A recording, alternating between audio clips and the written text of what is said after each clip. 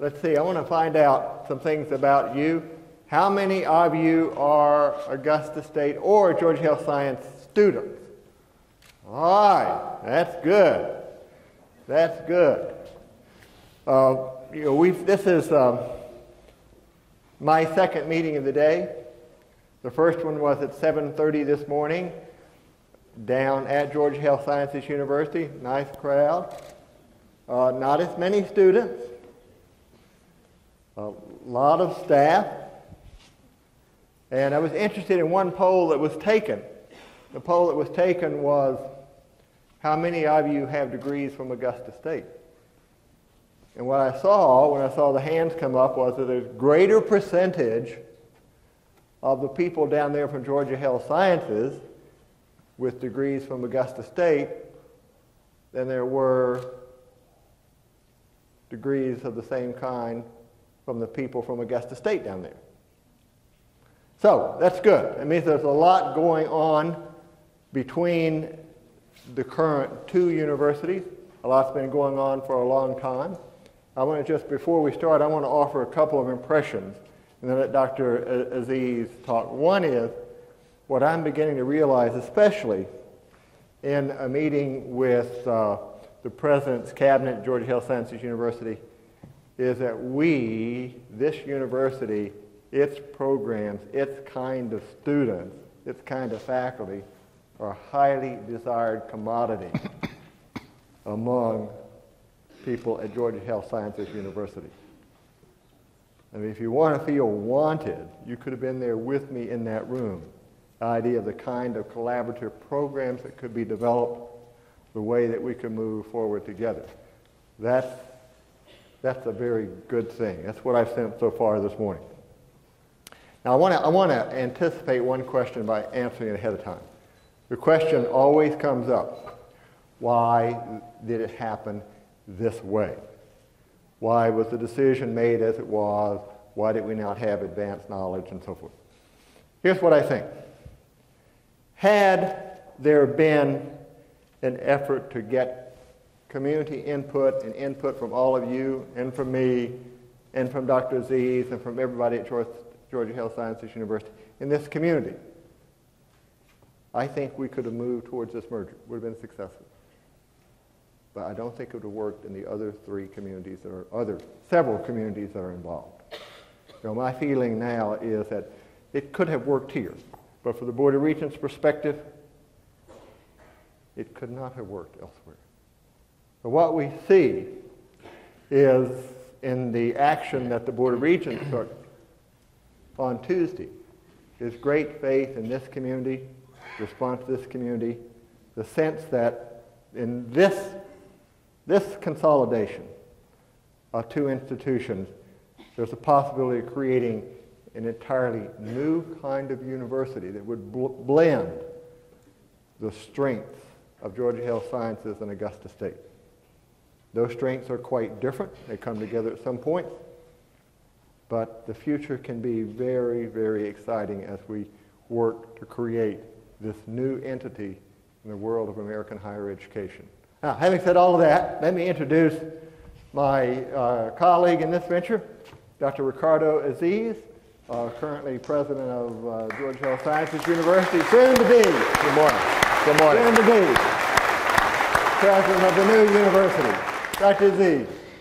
Bill, that was very generous. I wanted to share just a few thoughts with you, and then really, I think both Dr. Bloodworth and I would really want to welcome questions, because this is really about your questions, and we may not have a lot of answers. I think it's important to understand that we may not have a lot of answers, but we can only share with you some impressions.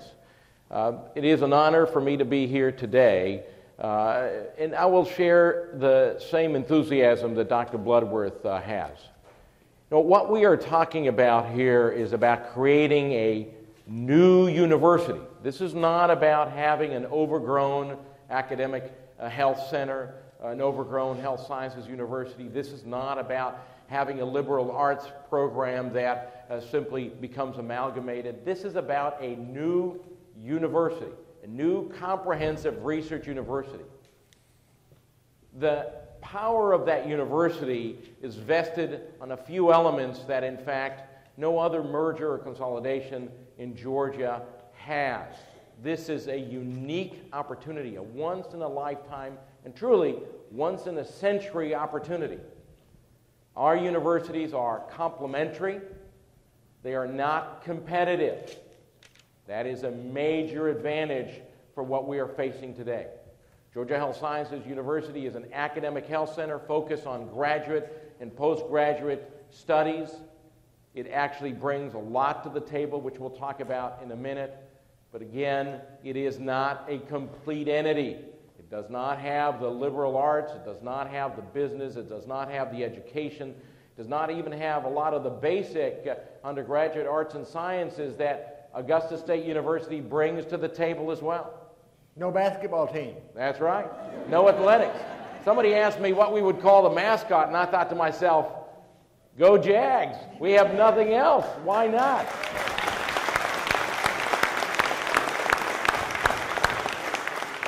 You know, one of the things that I said, we're going to see some immediate benefits. Attendance at JAG events is going to go way up fast because, in fact, your audience, your alumni, your faculty, your student body is going to go up immediately. So there's lots of benefits for us as an institution. There's lots of benefits for us as a community. There's lots of benefits for us as Georgia. But the true winners of this merger are going to be the faculty and the students.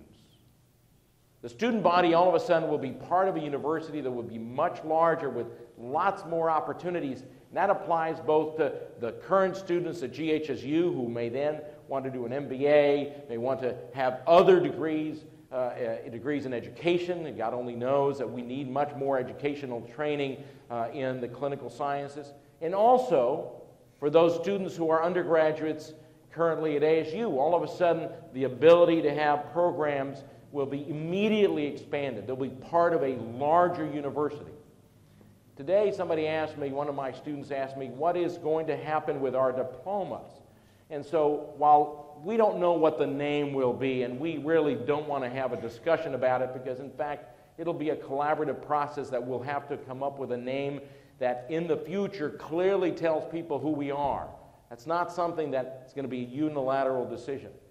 The value of that diploma will be much greater because we will be a great university together. So this is a complementary merging. It's a consolidation that creates a much greater whole that is much greater than the sum of the parts. This is not about medicalizing liberal arts. I mean, the opportunities for collaboration are enormous. Literature and medicine and business of health, huge amounts of opportunities for collaboration, but this is not about medicalizing the liberal arts. This is not about medicalizing the business school. If you think about it, the opportunities for growth in student body and in program are primarily on what is now the ASU campus. I mean, we already are the 6th largest medical school in the country, and when we finish expanding, we'll be the 2nd. We can't actually grow much more. So our student body growth is going to be here. The program offerings are going to be here. I've heard, for example, that we're going to eliminate liberal arts to make it all health. Why would we do that?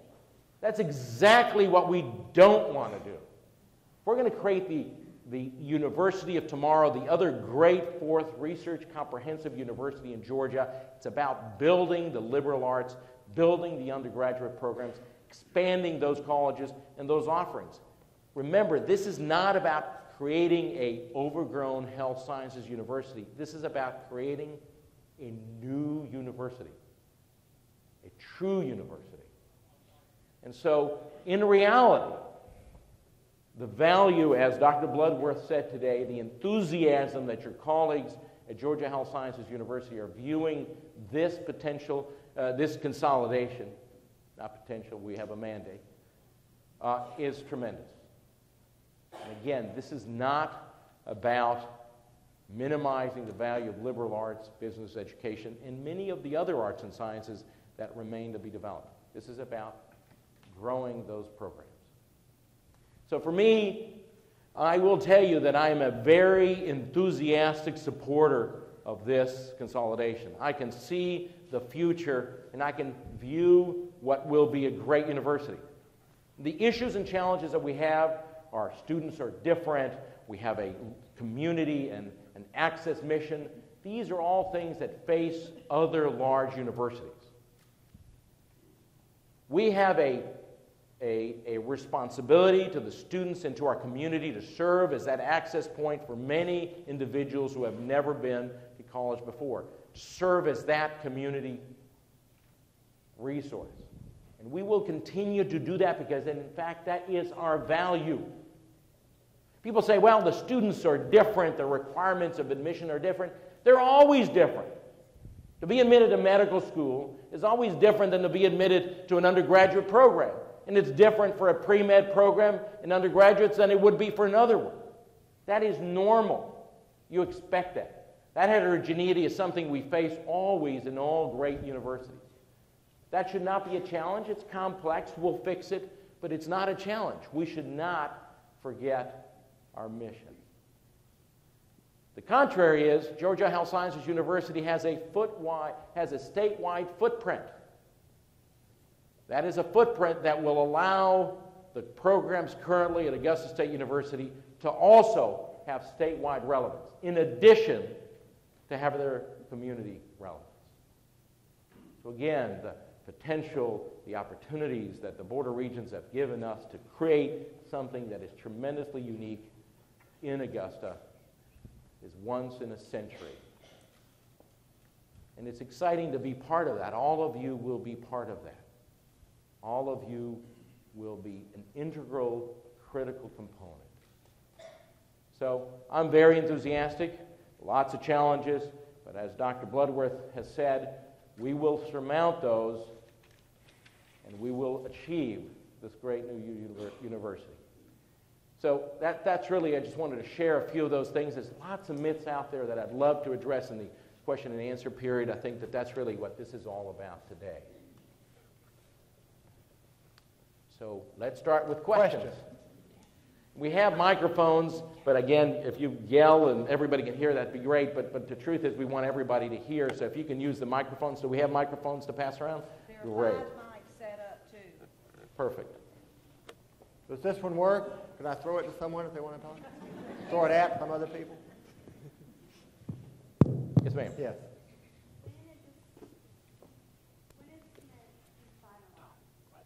All right, so the microphone doesn't seem to be working very well.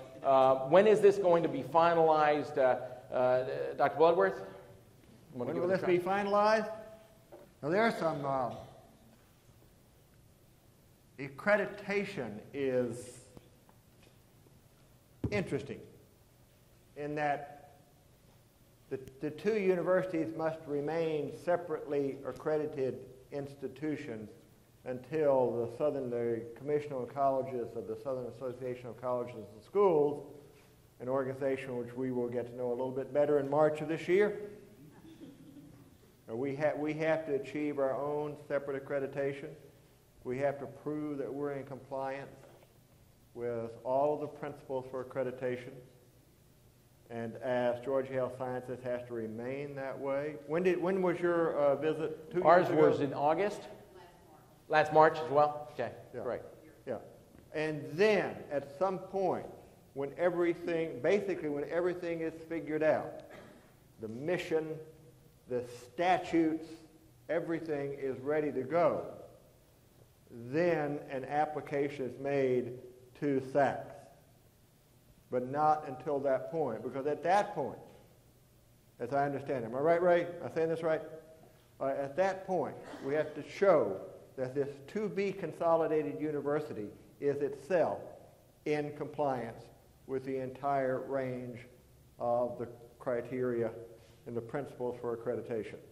And then what happens, let me ask Ray Whiting to say something because he knows about it. Could you briefly explain this, Ray? I think it's important to know because it's not easy work we have to get it done, and there's a risk and reward scenario here. Big risk if we don't get it done, rewards if we do, right? The Southern Association of Colleges and Schools and the Commission on Colleges requires us, each institution, to submit a notification letter first that we are pursuing consolidation. Then the institutions must begin to put together a consolidation plan. That plan culminates in what is in essence a complete accreditation document. You have to address each and every principle that will be affected by the consolidation. And in our instance, with our two institutions, it's all of it.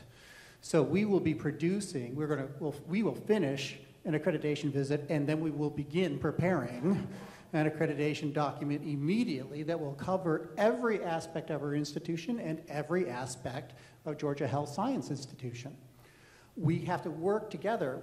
Of course, we don't know exactly what that's going to look like until the consolidation teams begin to figure out what all the different parts are going to look like. So as that process goes forward, those of us who are working in accreditation have to be intimately aware of that. That team that's putting that together has to know what their decisions will do to our accreditation status, so they need to be intimately aware of implications for accreditation. But once we have that entire picture put together, we have to submit one joint proposal to the Commission on Colleges. They will only consider that proposal twice a year at their annual meeting, and we have to submit it to them 6 months prior to that meeting. They, at that point, say yes or no. You, as institutions, have to be prepared to operate as independent institutions right up to that moment, and if they say no, you walk away and you are independent institutions. You maintain your independent accreditation. We cannot publish a joint catalog. We cannot do anything official until the Commission on Colleges says you are consolidated. Once they say you are consolidated, the consolidation plan has to be put into effect within 30 days. So that means your consolidation plan has to be so thorough, so well thought out, and so complete that when they say yes, bam, it goes to up. You throw the switch and you are one university. The amount of work it will take to get us there from everyone is going to be monumental, okay? But it'll be exciting at the same time. Well, the answer to the question is, it'll take a while, but it'll get very fast at the end. Well, and that's exactly right. So the timeline that the Chancellor has told us to complete this process is the fall of 2013. Some institutions will move much faster. That is the sort of the outside limit.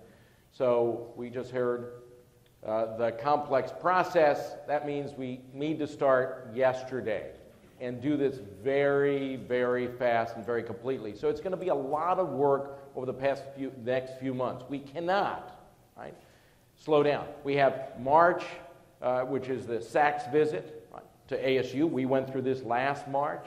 That needs to be successful always. And at the same time, simultaneously, we're going to have to be working on overtime to create this plan, this consolidated plan. So lots of work to do. Anybody who felt they were going to get bored in the interim, obviously not going to happen. Yes, I have a question. I was wondering if this merger would allow the opportunity for the sonography program to come back that was previously cut. The what program? Sonography. The sonography program. You know what? I can only say that I don't know the specifics of that. The growth of these programs, if you look at the university as a whole and you look immediately at the opportunities for growth, it's going to be in synergistic programs, right? You know, MD, MBAs, these kind of things. And it also will be primarily in the liberal arts, the pure liberal arts and the pure business and so on and so forth program, because that's really where the student body growth will be primarily there. I can't really speak to you about sonography from that point of view today, so I'm sorry to tell you. That's fine. Great, thank you. I just had a question if the merger was going to change the classes over here. The classes I need for my major, Like, was the merger going to change the classes that I needed, or was it going to make my tuition go up more than it is now? Well, I didn't quite hear that. I just wanted to know if the merger was going to change the classes I needed for my major, and was it going to make my tuition go up more than it is now?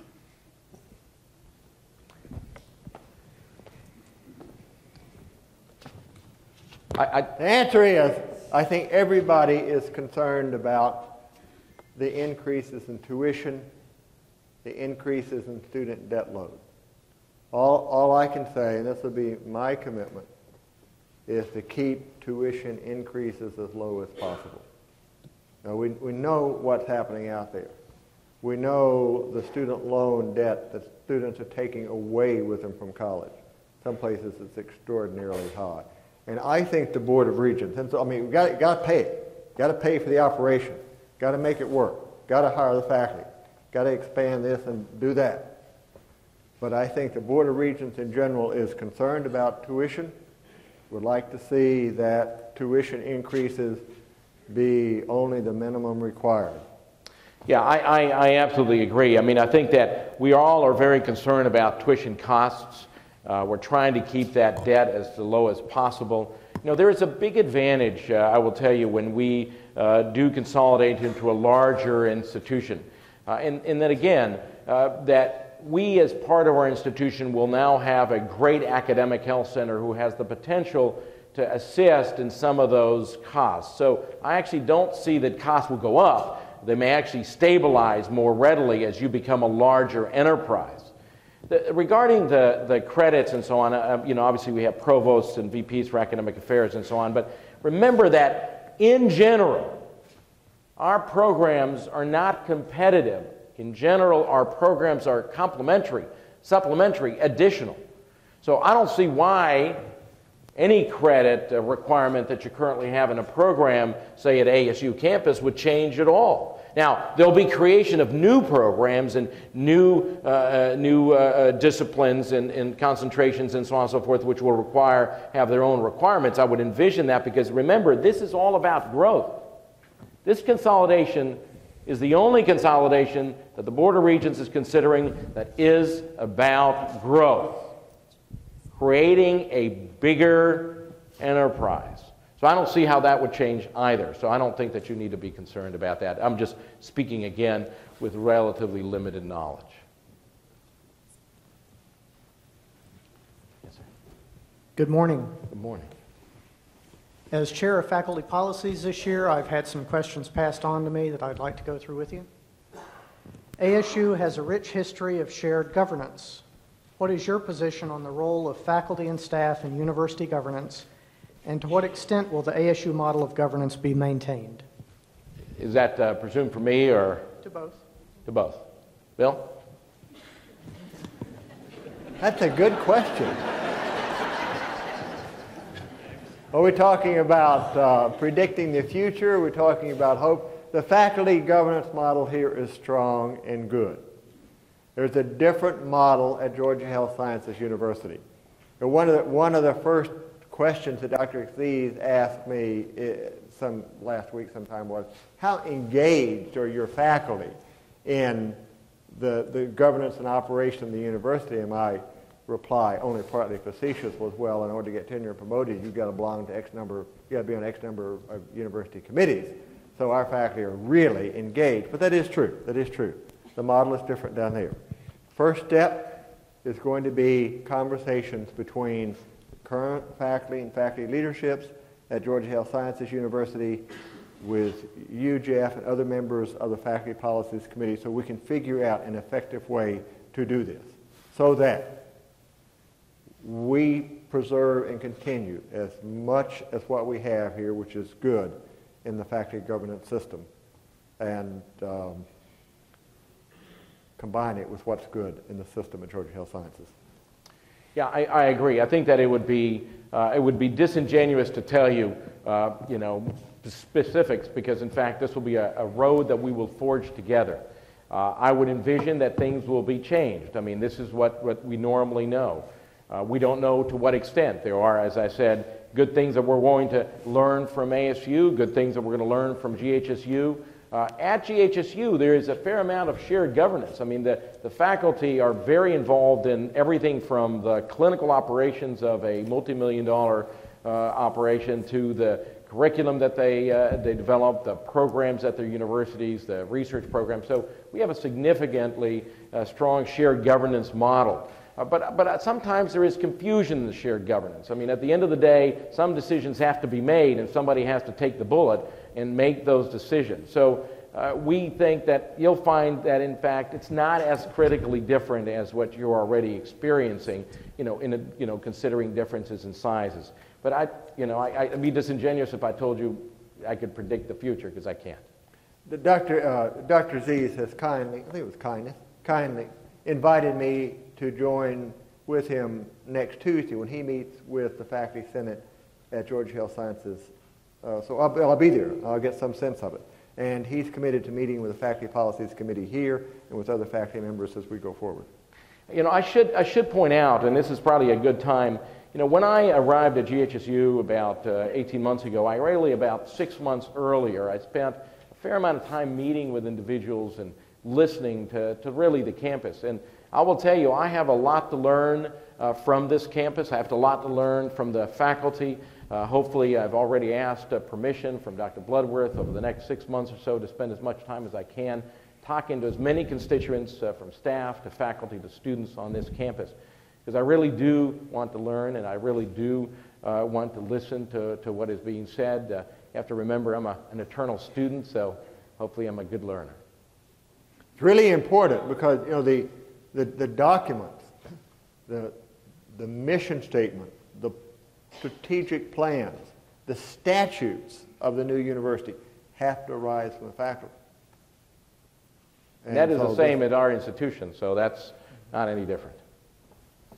Second question, what voice will ASU faculty have on either the continued appointments of our leadership team and/or any searches both during and after the transitional period of integration?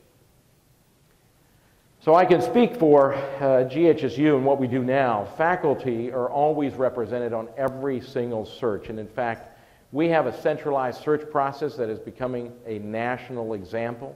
Our search processes, whether you're hiring for the hospital, you're hiring for a college, has actually always faculty involved, always student involved, always staff involved, and it's very heterogeneous. We actually want a lot of input in all of those searches. You can't bring people into the community. You can't bring people or leaders into the community who are, A, not vetted by the full community. They may not always interact with all of them when they really get to their job, but at the end of the day, it's important to get that input.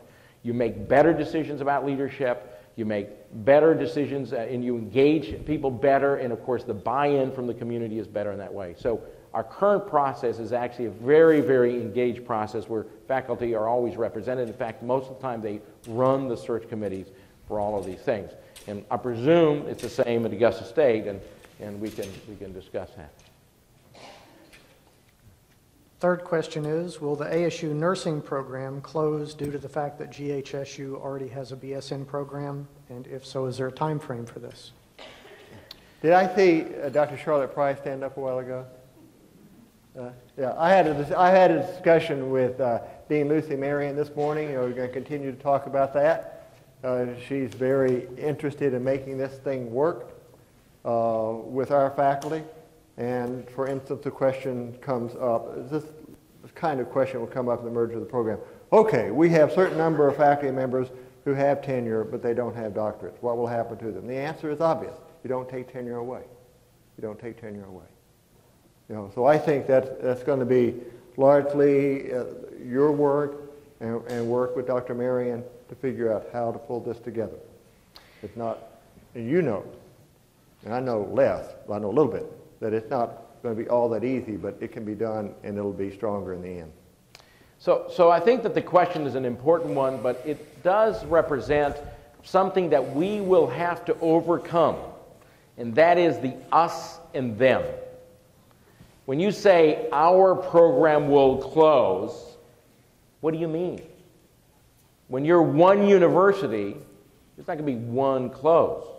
What we'll have to do, obviously, and what we want to do is make sure that the undergraduate programs that we have currently here are consolidated into a much larger nursing department, because our GHSU, while we have undergraduates, we primarily have graduate nursing programs. In fact, we are the largest graduate nursing program in Georgia. But at the end of the day, it won't be ours will close and others will. This is one of the things that we've worked very, very hard, and we faced this when we integrated the health system and the university, is that at the end of the day, there won't be an us and them. In fact, if we have an us and them, we will have failed. It will be a we. And we will work this together out, and we will expand it. But remember, it's about growth. We're not going to be trying to all of a sudden say, well, we don't want undergraduate nursing, or we want to keep it small. In fact, this is a growth opportunity. But that's a very good question. Hello. My name is Nicole Rossi. I'm an assistant professor in the psychology department. And Dr. Aziz, you spoke of creating a comprehensive research university. Currently, ASU is an unranked Tier 4 university. Our faculty teach 4 classes per semester and start at making under $50,000 per year. How are you going to get from point A to point B? Excellent, excellent question. So let us talk a little bit about what a comprehensive research university means. Does it mean that every faculty member does research? The answer is no. Georgia Health Sciences University is a research university, but only 20% of our faculty do any significant research. 80% of our faculty primarily teach, educate, and train. There is a myth about research universities. What does it mean to be a research university? It means that as part of the mission of the university, we include research. That does not mean that faculty are primarily dedicated to research. In fact, usually it's a small fraction of that. It also doesn't mean that when you have educators, you say to them, I'm going to make you a researcher because now you're going to have to do research. That's a fallacy and a myth, and that's actually the wrong way to approach this. We are a university. We teach students. We create the generations of the future. That is why we are a university. Now, we can or cannot include research as part of our mission. I believe we should. I believe we should not only create the generations of the future, but we should create the knowledge of the future. But you don't do that by forcing great teachers to become researchers. Research is not for amateurs. Research is a profession, just like education is a profession. So as we grow the programs in ASU programs, whether it's business or liberal arts or whatever, physics, whatever you would like to talk about, if you want to develop those departments or those units into a research mode, that means really bringing in researchers, right? That would do that, would help with the education, but would do research. So we all need to understand that the designation of research doesn't mean all of us will do research. We are a university first and foremost. And our job is to train future generations. So that's how I would envision it. Because even at GHSU, for all the research that you may hear about, because it does have a lot of noise, only 20% of our faculty actually do any research. But great question. Thank you. With the consolidation of the university, do you foresee free health care for undergraduate students? Wow. You know, there are a lot of benefits. A lot of benefits. I can't tell you that immediately because we are actually trying to work that through even for our students. Okay? And that is because there are certain USG policies that relate to who can provide health care to our faculty, to our students, etc. But frankly, we're much closer to being able to do that today or in the near future than we would have before. So I think it's an excellent thing. We are actually exploring that actively for lots of reasons. But it does make sense that if we have that kind of facility as part of our university, that we would be able to offer that to our students. Great. Just wanted to follow up with a quick question about, oh, I'm sorry. My name is Jordan. I'm a student here. You spoke about us and them. I think that the reason why a lot of people here feel that way is because I know that many students here choose ASU because of the intimate relationships that we can develop with our professors. And also being a small school, we have a lot of undergraduate research opportunities here.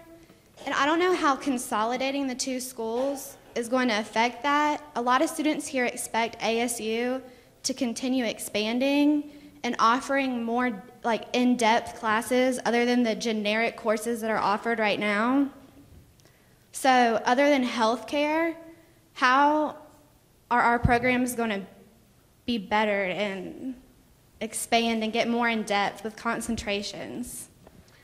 Let me make an effort at that.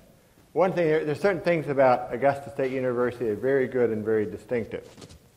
One is the emphasis on undergraduate research, where our students as undergraduates work directly with faculty members in their areas. You know, the reported annual symposium on research and fine art. Now that's a very distinctive feature of this institution. One thing that will happen is the resources for that will increase. Obviously, they will increase. There will be an increase in the number of mentors with whom our students can collaborate on research. That, I think, will be a benefit for us. Now, Dr. Aziz has not promised a certain number of dollars that will come from the Academic Medical Center, because it does generate some revenue that will come to support our programs, but some will come. So we will have more resources which will allow us to deliver better programs, better education, better counseling, better tutoring, better lots of things to all of our students. There will be some, we're trying to do as much of that now as we can. We'll be able to do more of it in the future, I believe. And I'm going to echo just what Dr. Bloodworth said. The opportunities will actually increase. And they will increase in fields not just in healthcare, but in other fields as well. Remember, as we grow, those opportunities that students are yearning for will increase. But let me come back to your question about what students choose to come here. You know, my daughter is a student at ASU. And there are reasons we chose that because of those things. Remember that we are complementary. We're not all of a sudden blowing up all the undergraduates and replacing it with, mega undergraduate programs. Remember, we are merging primarily graduate programs with undergraduate programs. I don't know that we want to change that.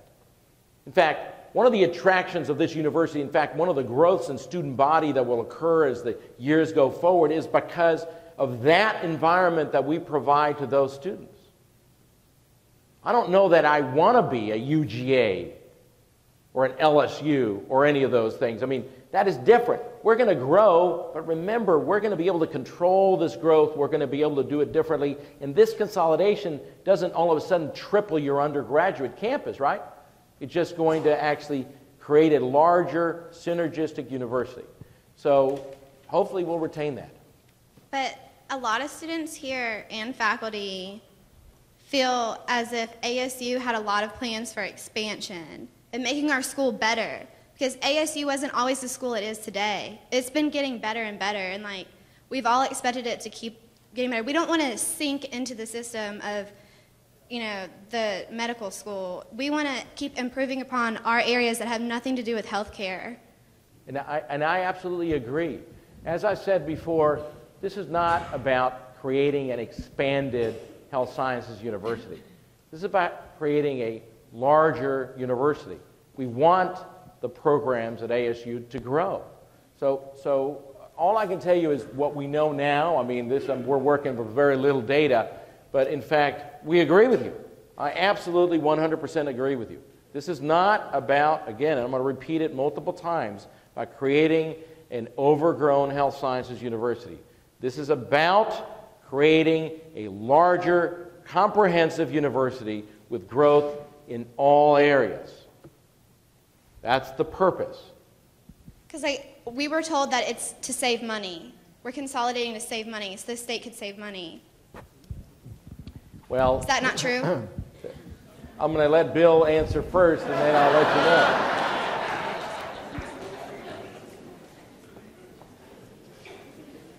There are 4 consolidations approved by the Board of Regents.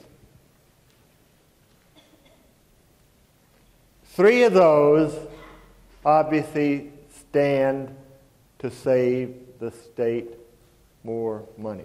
None of those 4 is really the creation of a new kind of university.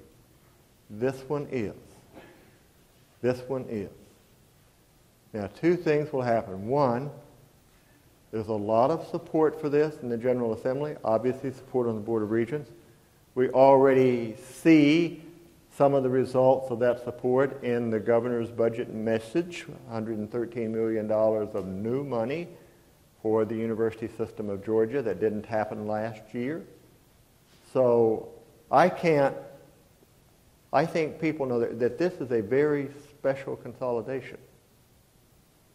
And there may be some efficiencies that are achieved in it, but I don't think, if you look at the future, I don't think we're looking at this as a budget-cutting exercise. And I have to agree with Dr. Bloodworth. There will be some efficiencies on the administrative level and all this kind of stuff, management of parking and all. But the reality is, this is primarily about creating a new, greater university for Georgia and for our community. So, those of fear that the programs that we currently have on the ASU campus will decline or reduce in size, that is not what is intended. And that is not what, at least my vision, if I were to be able to have that vision, is intended to do. This is about growth on this campus in areas that are not healthcare. Remember, we are talking about a comprehensive university, not an overgrown academic health center. And so we think this is going to be a great opportunity. While there hopefully will be some efficiencies, that's not the purpose.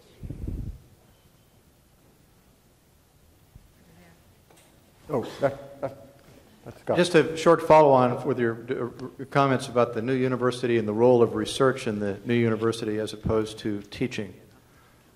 How do you see the role of research and tenure in that new university? So I'm going to answer it by not answering it, because I will tell you what we're doing currently at GHSU. We are facing the same issue. I mean, you have to remember that 20% of our faculty do research, 80% do not. Large number of our colleges do not do much research at all. I mean, nursing, it does some, but not a tremendous amount. Allied Health Sciences, which is our biggest college, does, and so on and so forth. So the reality is that we face those same issues. I think when you sit down with your colleagues at GHSU, ASU faculty and GHSU faculty sit down, you're going to find out very quickly that you actually share a lot of the same issues. In fact, we are currently beginning a process. We've asked the Faculty Senate to look at a process on how to make promotion and tenure validate more that individual who does excellent teaching. Because how do you measure that? You know, these are things that we want the faculty to tell us about, because we do want to value it. You cannot promote and tenure everybody based on the same, cookie cutter stamp. That would basically be a travesty and would not recognize the heterogeneity of our faculty. We're facing that today. And obviously, this effort will be expanded as we work with a greater number of faculty. So again, we have to remember that the word research puts you in a different category as a university, but it does not force a research mission over and above the educational mission. It simply means that now, in addition to educating, you will now, a sector, somebody, someplace, will be doing research. Scotty, let me say something about that, because I have pretty strong feelings about this. too often, I think, the expectations for faculty to achieve promotion and tenure are not set from within. They're set by accrediting agencies, by trying to model this university on some other university and so forth. What we have here in the faculty role model is, I think, a genuine effort to set those expectations in terms that best benefit our students. And I hope, and whatever I can do to ensure that we will continue down that path, that whatever our expectations for the work of faculty, it's not based upon some other model out there, but it's based on what we want to do, what we want to accomplish, the kind of students that we serve. The only things that I will say to you is we want excellence and we want value. But how that's defined, that's something we'll all have to work together on. But we are, and even our own institution, which is, quote, Health Sciences University, is even that very heterogeneous. Here, in that order. Is the new university going to develop a graduate school that offers a wide range of master's and PhD programs?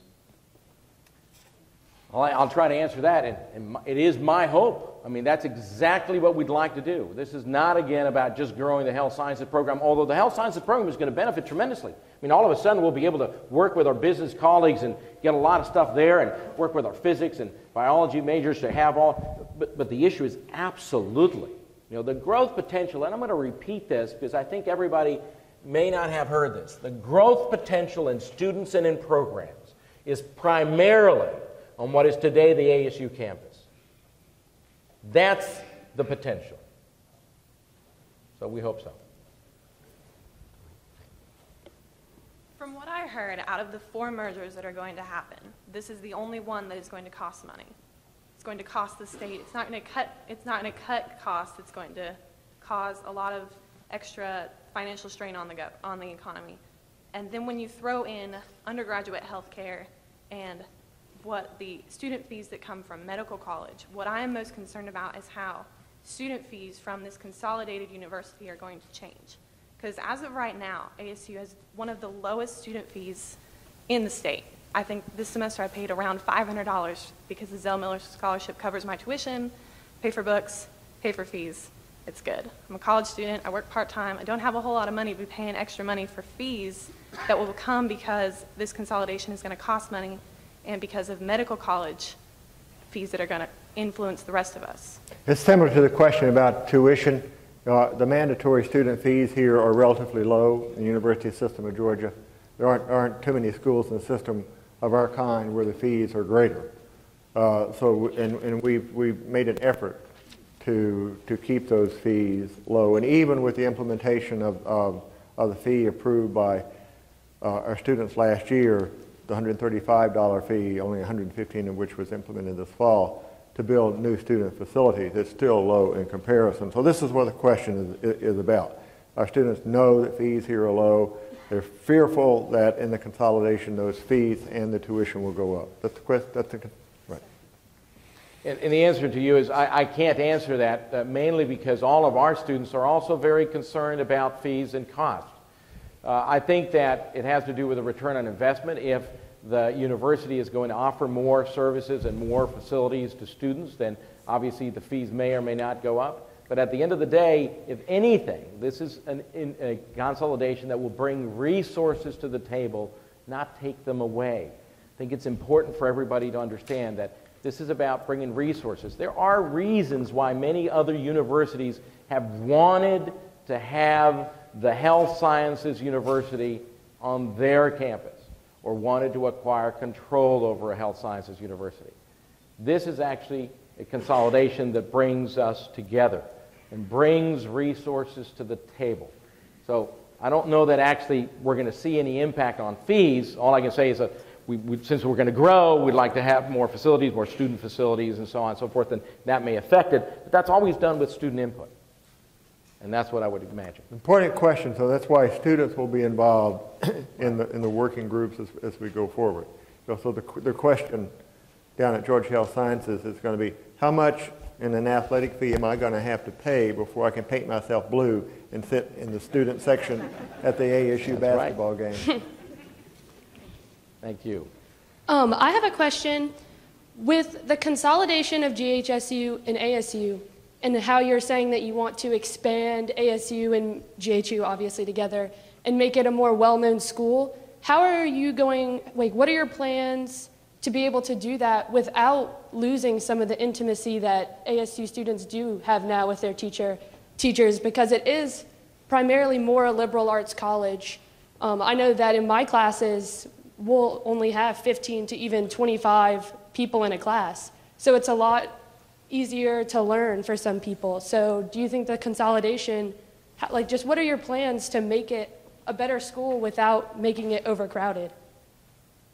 Okay, we know how it works here for our students and our kind of students.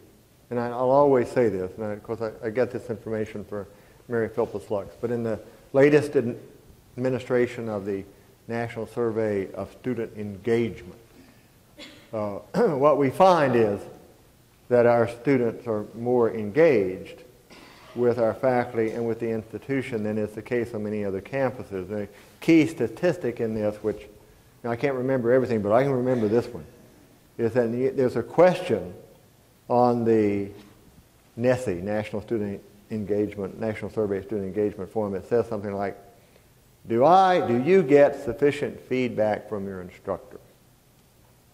And the average in the system is that 57% of the students say yes. At Augusta State, 75% of the students say yes. That is a really important issue to me, because that kind of interaction and engagement is what our students need. Now, we're not going to be eventually talking about a we, but the kind of students we have here, different in profile from the students now at Georgia Health Sciences University, that's a really important factor. That engagement with faculty, class size, feedback, counseling and advice, it's important. So whatever we do, we have to not only retain that, but actually improve it. And I absolutely agree. I mean, I just want you to imagine the following. The amount of attention that our students are having from their professors has to do with two things: the number of students in that class and the number of professors that we have. As we grow our programs, we will have more professors. We may have more students, but hopefully the ratio will be maintained. Remember that bringing in students from Georgia Health Sciences University isn't going to change the ratio of the classes. They're not going to all of a sudden be sitting in your classes. We're not going to bring in a medical student and so sit in your classes of undergraduates, right? So that ratio should not change, and in fact, we want to maintain it.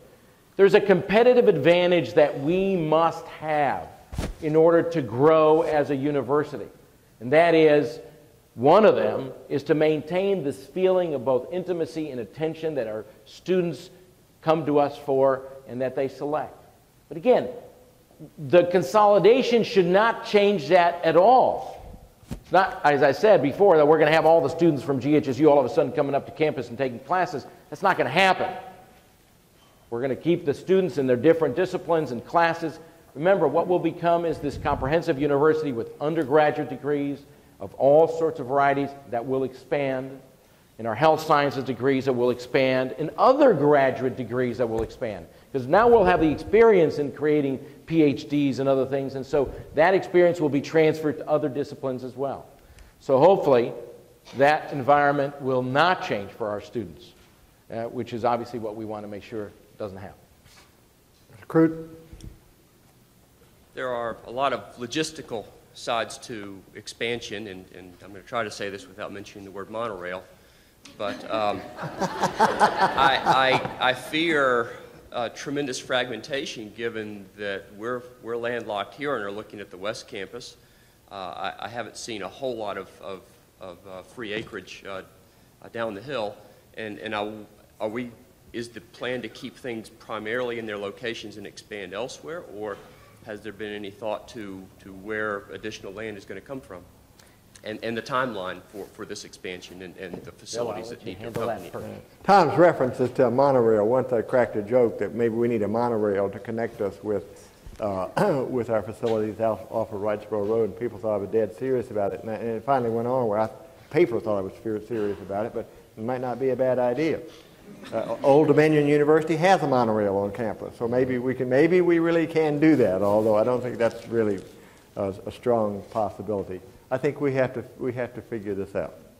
You know, we figured it out with the student movement between University Village, Christenberry Field House, and this campus.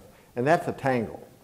You know, how many different streets you have to go down to go from here to Christenberry Field House or to University Village. We figured that out, and the shuttle system is working fairly well. There's an existing shuttle system of some kind at Georgia Health Sciences. I think, it's just my sense, that's one of the things we have to make sure we can do. Because if we can't get students to classes, I mean, there are enough obstacles already in front of students getting to class on time and moving from one class to another. So we have to make that a high priority. You know, the reality is that many universities, urban universities, and this is, after all, an urban university, have multiple sites of campus throughout the city. And you're going to have, as Dr. Bloodworth said, a very, very good transportation means, a very accurate way of getting students around.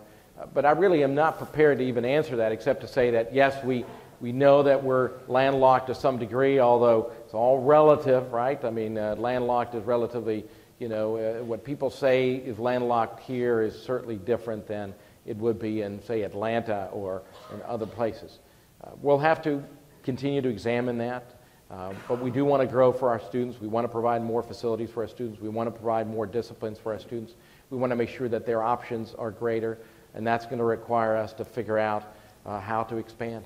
You know, and that's the challenges of growth, whether you consolidate or not.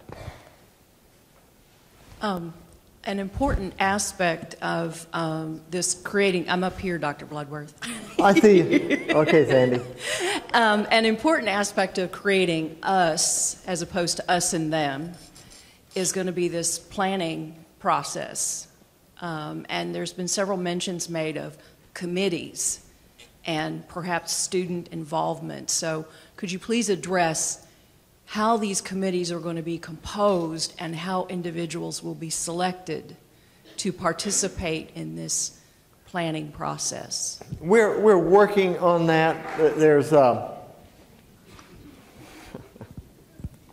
lot of really hard work to do.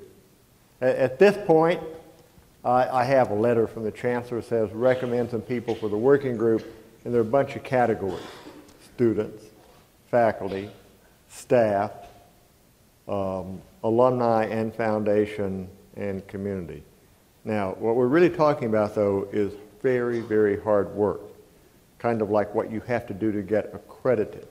So we're going to, and but the arrangement right now, pending further discussions that Dr. Aziz and I might have with the folks in Atlanta about how to get this done, is that each institution would submit to the chancellor a list of people in those categories. The chancellor would then approve it for one large working group, which would be chaired by Dr. Aziz. Now, he can say some more about that. We're not so sure that's the perfect model for getting this job done.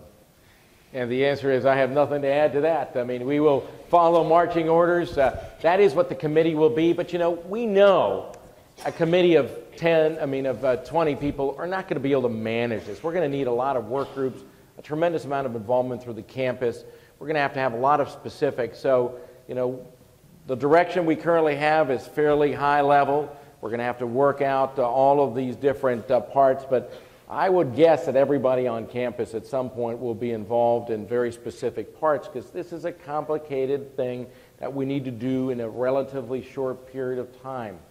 While the promised land is wonderful at the end of this, it's going to take a lot of hard work. But all we know is we now name a committee and then we go to work. That's all we know. Ruth, that looks like a current student over there. Let's let her go first.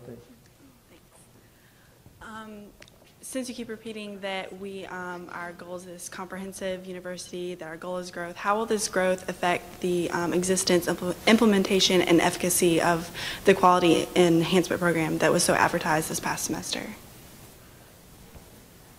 Well, that's a very good question that I have no answer for, because we have a great quality enhancement program too that is advertised at GHSU campus.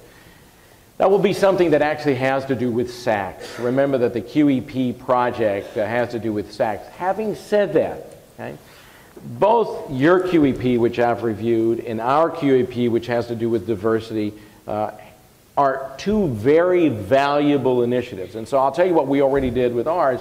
Ours, we created, for the first time ever, an enterprise-wide individual, a vice president for diversity and inclusion at our campus. And that was the fruit of that. And that individual has funding and has staff. And so that initiative will continue whether we, continue that QEP model. Yours as well. And so there are lots of opportunities to continue that project and that initiative, regardless of what is selected as the QEP model, if you would, for SACs, because we'll have to have one QEP project. And we will continue to work on the integration of knowledge. Correct. Ruth. I am a registered nurse who's a graduate of the Augusta State University Nursing Department, Augusta State University. And it has been my personal experience that Augusta State is a lot more welcoming to non-traditional students than MCG was when I applied. And by the way, Dr. Bloodworth, my next class is in about 6 hours because I'm going back for my BSN. So I am a current student. But my concern is that I don't want us to lose the way we treat our non-traditional students, because we're very welcoming to them. And there are a lot of talents out there that, that older students can, give to the university. I have another comment too. When we go to get our trophy for our three-peat for our NCAA Division I Golf Championship next year, are we going to be the university formerly known as Augusta State University? And so I think that we need to take great care in finding a new name, because we are a national presence. And then my question is, how do you think that this is going to, this proposed merger is going to affect giving to both universities in the 18 months that it's going to take to get this all together? I'm happy to... That's a recent graduate of Augusta State University. I just want to point that out, to point out what kind of really intelligent and thoughtful questions our graduates can ask. Very good, Ruthie. Very good.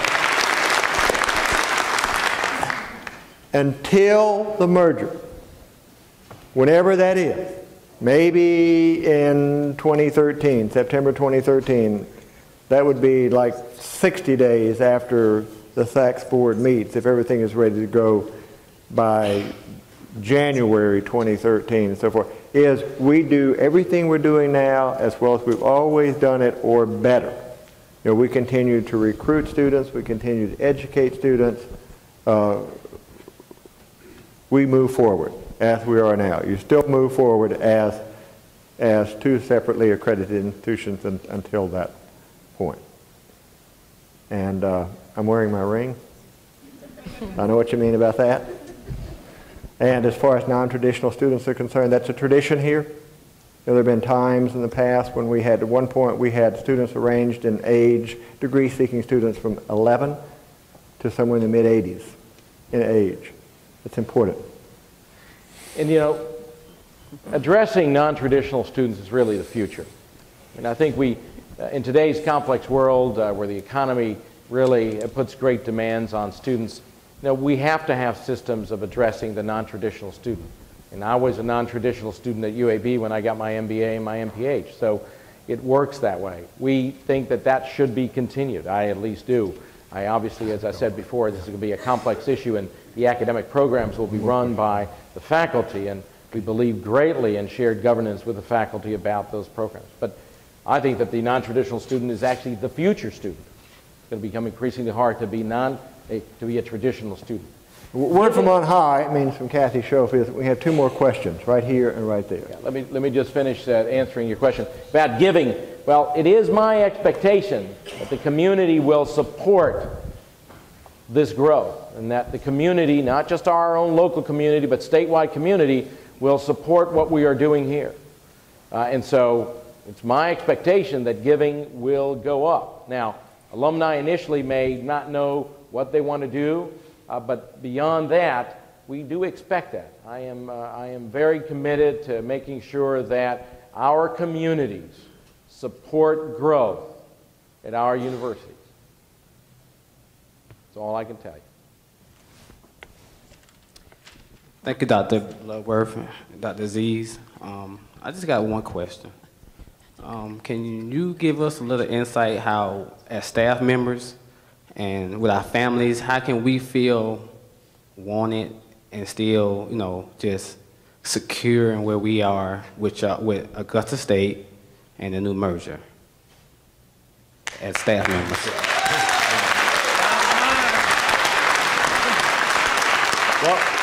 What we know we have here is we have a strong sense of family. You know, I joke with the folks back there who mow our grass, keep our buildings clean, keep the lights on and so forth, that they're seated in the reserve section. And I wanted to sit with them. You know, so it's a very strong family here. You know, the task ahead of us. Now, I like to talk about what we can add, what we can bring to the merger. And I think that's one of the things we can bring. There may be some lessons we have to teach. There may be some examples we have to show. We're already talking, you know how we do things here often together. The holiday meal, the physical plant luncheons, and so forth. That we would figure out some way. It won't fit in this room, it won't fit in the Bernard Amphitheater, but it might fit in Christenberry Fieldhouse, where we have events like that for everybody who works at what are now two separate institutions as we move forward, to try to keep as much as we can and promote as much as we can the value of the kind of collegiality, listening to other people, taking care of the entire family. So now, and I certainly have nothing to disagree with that. I think we need to understand that we're talking about two very lean organizations that are coming together to create a greater whole. I really, and I don't want to predict the future, but I can simply tell you that staff reductions, which is really what you're asking about, are not something that is really on our table or in our vision.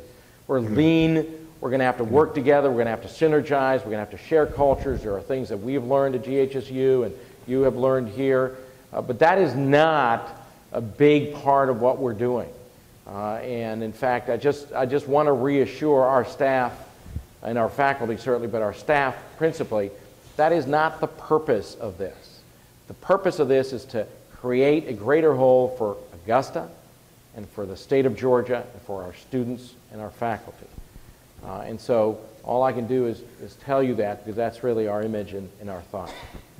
Merger is not going to decrease the amount of work that has to be done. Absolutely not. It's going to increase the amount of work that has to be done. As we go forward, got that?